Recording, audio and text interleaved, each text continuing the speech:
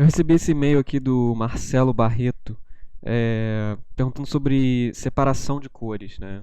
Esse e-mail aqui em caps lock, por sinal, e perguntando sobre separação de cores, né? E como que faz isso no Illustrator. Então eu vou mostrar aqui, eu tenho um exemplo aqui que eu acho que serve bem, que foi uma arte que eu fiz aí uns dias atrás aí, que eu acho que serve bem para exemplificar esse tipo de coisa aí. Então, assim, separação de cor é quando você precisa imprimir um trabalho sei lá, a gráfica ela precisa das cores, né, da arte separada em cores, né? Ela precisa de uma arte pro cian, uma arte pro magenta, pro amarelo e pro preto e e se você tiver cor especial também, né, vai ter que ter um fotolito para cada cor separada. Então isso aqui você, né, do jeito que você trabalha no Illustrator é um composite, né, é um composto já de como que a arte vai ficar quando ela for impressa. Mas aí para você separar as cores, você tem que organizar as suas cores primeiro. Você tem que, aqui no caso, eu já, nessa arte eu já organizei tudo. Eu reduzi as cores ao máximo, porque eu estou supondo que eu vou fazer, por exemplo, uma camiseta, né? Então, assim, fazer uma camiseta é um bom exemplo de quando você precisa separar as cores, né? Porque você vai silcar, né? Você vai fazer serigrafia e cada cor vai ser uma arte diferente, né? Vai ter informação diferente para você imprimir. Então, assim, eu separei aqui algumas cores especiais, mas eu também mantive algumas cores processuais, né? Do cian, magenta, amarelo e preto. No caso é o amarelo, no caso é o preto mesmo, que é 100% preto, e o magenta que vai ser aqui nessa caixinha aqui do InDesign que eu fiz eu arredondei para magenta. Então, e o resto é cor especial. Então, se eu ver aqui nas minhas cores, eu deixei aqui o preto, que ele no caso ele é só preto mesmo. Se eu clicar duas vezes aqui é 100% de preto. Eu até nomeei para preto. O magenta também está aqui. E todas elas estão global, né? Isso só facilitar aqui minha edição. Se eu mudar alguma coisa nas cores, ele muda na arte. E a cor que está aplicada na arte corresponde às cores que estão aqui no swatches. Então é isso que significa global. E aí quando você marca global, ele fica com um triangulinho aqui no canto da cor aqui, tá vendo? Então essa é a conveniência de cores globais. E aí então aqui é o magenta, lá, você vê 100% de magenta. Eu até nomeei ele para magenta e o tipo de cor é um process color, né? Uma cor processual, é uma cor semic. Dei OK. E as outras cores, né? O bege, o roxo aqui, esse azul do Photoshop e o vermelho aqui do Flash e o amarelo do Illustrator, né? O laranja, são cores especiais. No caso ele chama de cores spot, né? Em inglês são spot colors. São cores especiais. Então pode ser um Pantone, pode ser qualquer outra biblioteca de cor que você vá, né, usar, talvez cores de tinta de serigrafia, talvez tenha alguma escala de cor ali, mas só para manter simples aqui, eu simplesmente nomeei as cores, né? Aqui o bege, por exemplo, eu dei um valor semic para ele e coloquei aqui Spot Color. Que aí quando eu marco o Spot Color, ele fica com uma bolinha, ele fica com um pontinho aqui e indica para o Illustrator que isso é uma cor especial. Então, assim, na verdade, o que eu estou vendo aqui não significa muito quando for sair, né? Quando for imprimir. Isso é mais para eu ter um preview mais preciso. Mas, assim, se isso aqui for um Pantone 265, sei lá, o que vai importar mesmo é quando eu for imprimir, eu informar que Pantone que é esse bege, por exemplo. A cor, o semic que está aqui não importa muito para o cara que vai imprimir. O que importa mesmo é a especificação da cor mesmo. E as retículas que eu coloquei aqui. Então, no caso aqui, o bege, ele tá 100% aqui, né, na face. Aqui você vê 100%. E aí nessa parte de cima aqui, que eu imaginei que a luz está vindo de cima, então a parte de cima é um pouquinho mais clara. Então é o mesmo bege, só que ele está com uma retícula de 50%. Sabendo? Que aí a gente economiza as cores, né? Não precisa criar outro bege mais clarinho, é só usar o mesmo bege com uma retícula. Então, assim, noções básicas de produção gráfica aí. A mesma coisa com o laranja aqui, que eu fiz com a cor de cima, ela está com uma retícula de 80% e todas as outras também. E na verdade o Nintendo aqui, o videogame, ele são tons de cinza, ou seja, eu tô aproveitando o preto, a cor preta. Então tudo isso aqui é preto com retícula. Então aqui é um preto com 30%, aqui é um preto com 20%, e aí você cria essas nuances aqui que faz parecer que são cores diferentes, né? São cinzas diferentes, mas não é. É tudo preto com retícula diferente. E essas, esses detalhes aqui das caixas, né, essa face aqui que tem esse quadradinho aqui, essa moldurinha, essa parte aqui também, ela não é a outra cor, ela é um preto com retícula. No caso, é um preto 70%. Só que eu estou vendo isso meio marrom, porque eu configurei esse preto para ele ser overprint. Ou seja, o cara ele vai imprimir a face amarela toda, né, plena, né, toda preenchida de amarelo, e depois ele vai vir com um filme preto lá, né, o filme da cor preta, e vai imprimir o preto 70% por cima do que já estava amarelo. Então isso vai vazar, né, porque como é uma retícula, é como se fosse uma transparência, né, como se fosse um lens, que ele vai exibir um pouco do amarelo que está embaixo. Então ele vai escurecer um pouco, no caso ele vai escurecer o amarelo porque ele é preto, né, preto 70%. E isso eu fiz definindo que essa cor vai ser overprint. A mesma coisa aqui, a mesma coisa nesse aqui também. Então isso eu faço aqui no painel de Attributes. Eu abro ele aqui, é um painelzinho pequenininho, que quando eu seleciono qualquer objeto, eu defino aqui, isso aqui vai ser um overprint fill. E além disso, para eu visualizar, né, para eu pré-visualizar esse resultado, eu tenho que marcar aqui no View, eu tenho que marcar Overprint Preview, porque se eu não marcar, ele vai me mostrar, né, o preto 70%, mas sem ter esse vazamento de cor, né, que está vindo por baixo. Então ele fica um cinza, né? Só que isso não é real, né? Ele não está considerando essa transparência que a retícula vai ter. Então eu vou lá e marco Overprint Preview e eu já vejo como é que isso vai ficar no final, quando sair. Então eu selecionei aqui, marquei Overprint Fill e defini que esse preto aqui vai ser um overprint. A mesma coisa com esses outros aqui. E a mesma coisa com o contorno, porque se esse contorno todo preto não for overprint, essas cores de preenchimento aqui, elas vão ter um espacinho entre elas que eu vou precisar casar o registro certinho e aí pode ocorrer algum tipo de né, algum tipo de erro no registro, assim. O preto pode correr um pouquinho para o lado e aí fica uma bordinha branca em tudo, assim, na direção que ele correu, né? Então é melhor você imprimir as cores todas primeiro e depois por cima você vem com preto com overprint, que aí ele vai tapar todos os buracos que teriam aqui, né? Que no caso não tem nenhum. Se eu vier aqui, na verdade, para eu pré-visualizar as cores separadas, tem aqui um Separations Preview, que é essa janela daqui. E aqui você consegue pré-visualizar como que vai ser cada um das chapas, né? Das separações de cor.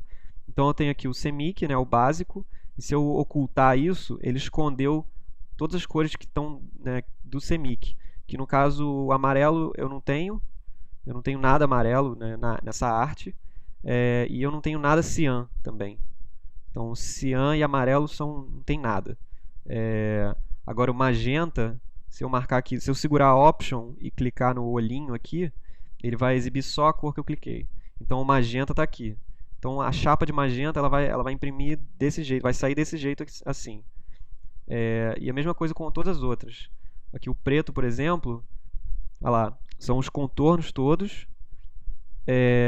As retículas aqui do Nintendo, do controle e as faces aqui que vão escurecer essa moldurinha aqui das caixas, dos cartuchos. E aí se eu olhar todos os outros aqui e tirar o preto, eu vou apagar o preto, você vê que todas as outras cores elas não têm espacinho nenhum entre elas, tá vendo? Porque se o preto não fosse overprint, ia ter um espacinho aqui que seria o espaço que o contorno ia preencher. Mas aí tem aquele risco do registro correr no final. Então é melhor eu fazer o preto ficar overprint, né, porque ele é preto 100%, não tem problema, e ele vai cobrir esses encontros todos aqui e vai fazer o contorno ficar certinho. Mesmo se ele correr um pouquinho no registro, não vai fazer mal, porque o contorno ele é relativamente grosso e não vai ter problema, sacou? Então é para isso que serve o overprint, no caso. Aí eu volto aqui com o preto e tá a arte completa. E eu posso, né, visualizar como que vai ser cada um deles. Olha lá, o amarelo está lá pleno, né, a face plena, né, que nem eu tinha falado, a face dele está totalmente amarela e depois vai vir o preto por cima dele. Deixa eu desmarcar tudo aqui. Olha lá, o preto vem por cima depois, né? Você tem o amarelo todo pleno aqui, aí depois vem o preto por cima. E aí, como ele está 70%, ele vai ficar um pouco marrom aqui, ele vai escurecer o amarelo.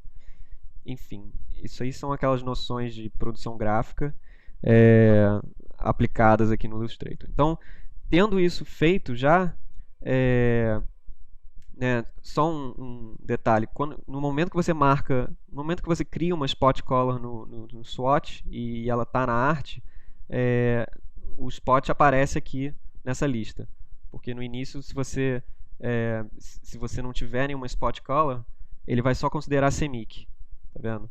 Ele só vai, né, tudo isso aqui vai ser uma arte policrômica que ele vai usar cian, magenta, amarelo e preto para imprimir. Mas eu quero as minhas cores especiais. Então eu vou colocar elas lá. Agora, para eu separar isso, eu vou vir aqui File, Print, quando eu tiver certeza que está tudo ok. No caso, a artboard, né, a área de trabalho, eu diminuí ela para ficar quase rente à arte aqui. E aí na hora de imprimir, você provavelmente não vai ter nada disso aqui. Eu botei lá uma página 4 simples, porque, sei lá, isso vai ser uma camiseta, eu testei o tamanho vai ser esse. Eu botei A4, aí as Marks and Bleeds, são as marcas que vão ajudar o cara para casar o registro. Então são as marcas de impressão, tipo é, o gabarito de cores que fica aqui do lado, o gabarito de degradê para ele talvez calibrar a cor e tal, as marcas de registro, informações da página. Isso eu costumo marcar tudo aqui e aí ele acrescenta tudo na página ali, não custa nada. Aqui é o peso da linha, de corte. Aí aqui o output são as cores que você vai querer separar. Que no caso aqui pode ser que por padrão ele esteja em composite. Então o composite ele vai simplesmente gerar um arquivo só com todas as cores compositadas do jeito que você está vendo aqui. Mas como a gente quer separar as cores, a gente vai vir aqui em separations. Se você não tiver essa opção aqui, você provavelmente a impressora está configurada para uma impressora real, né? Tipo, eu tenho uma Epson aqui instalada e eu não posso mudar nada disso. Mas eu tenho que estar com Adobe PostScript, né? Porque o arquivo de saída vai ser um PS, um PostScript da Adobe. E isso já vem padrão já com Illustrator, você não precisa instalar impressora nem nada, isso já vem padrão aqui. Então, agora eu posso mudar aqui de Composite para Separations, né? São as separações, e aí ele mostra aqui quais cores que eu quero imprimir, né, quais separações que eu quero imprimir. No caso, eu tinha desmarcado aqui o cian e o amarelo, que são cores que eu nem tenho. Então, eu não vou mandar ele gerar páginas em branco, porque eu não preciso. Então, eu só preciso de separação para o magenta, para o preto, para o azul, bege, laranja, roxo e vermelho, que são as cores spot. Aqui você vê pelo íconezinho, você consegue ver que elas são spot. E aqui também são outras informações, né, de produção gráfica, né, específicas de produção gráfica, que é o ângulo que vai ter a lineatura, né, dos pontos. Então, assim, cada cor CMYK, por padrão, elas têm um ângulo de saída. Eu não lembro exatamente quais são, mas eu acho que o preto é 45, o magenta é 75, o cian é 105, alguma coisa assim. Eu não sei de cabeça, mas como eu não estou imprimindo cian nem amarelo, eu não vou preocupar muito com isso. E isso conta mais quando você tem um tint, né? Quando você tem uma retícula. porque aí os pontos, né, eles vão estar mais separados e aí você consegue ver mesmo a angulação. Então isso conta quando você tem uma cor reticulada e depois uma outra cor reticulada por cima. E aí essas duas cores, elas não podem estar no mesmo ângulo, senão os pontos vão casar exatamente um em cima do outro, ou vai criar um moaré muito esquisito, assim, muito ruim. Então é bom você se atentar a isso, ver na sua arte onde que você tem retícula em cima de retícula e tentar diferenciar os ângulos, sacou? Então se eu tivesse aqui, se eu tivesse esse preto que está com retícula de 70% em cima de um amarelo com retícula também, o ângulo do preto teria que ser diferente do ângulo do amarelo. Então, assim, é só se atentar para esse tipo de coisa. Mas no caso aqui eu não tenho nada, eu não tenho nenhuma retícula que está em cima de outra retícula. Isso é mais no caso de cores processuais, tipo eu criar um verde com semic, aí eu vou ter lá porcentagens de cian, porcentagens de amarelo que vão estar criando aquele verde. Então, os ângulos do cian e do amarelo vão ter que ser diferentes.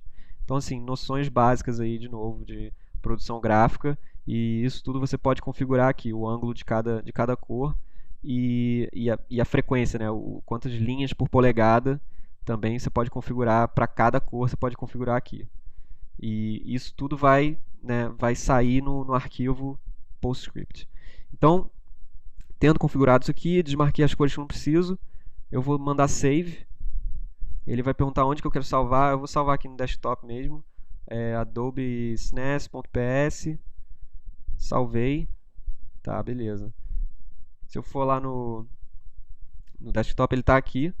Eu vou abrir ele no preview aqui no Mac. No PC, se eu não me engano, você pode abrir com o Acrobat ou qualquer outro programa que abre PostScript.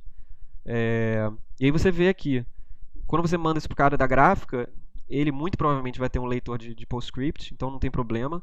Esse arquivo são várias páginas num arquivo só, e aí está tudo pronto, todas as coisas estão separadas já.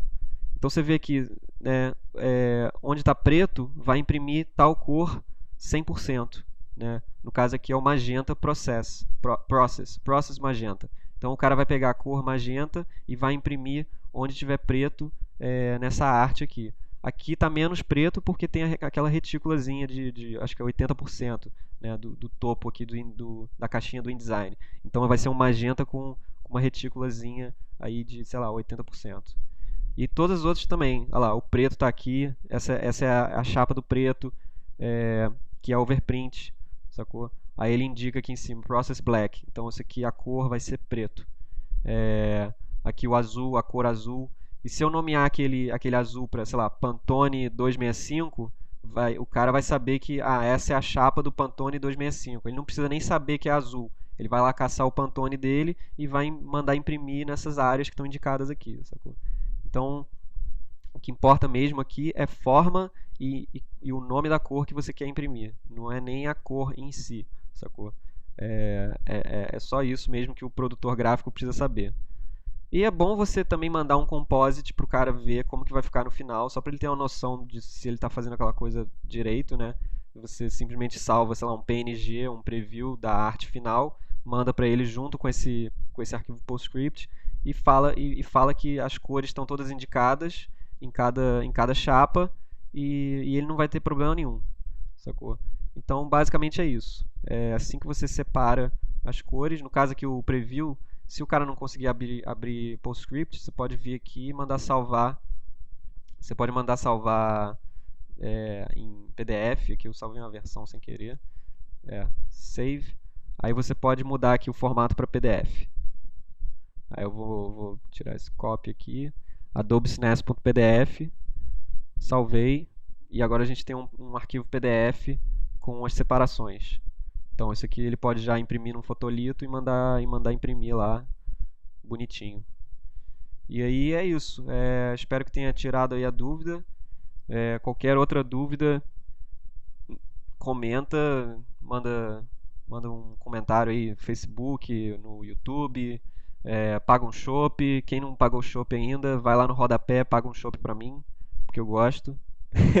Um dia a gente toma um chopp junto. É isso aí. Valeu, um abraço.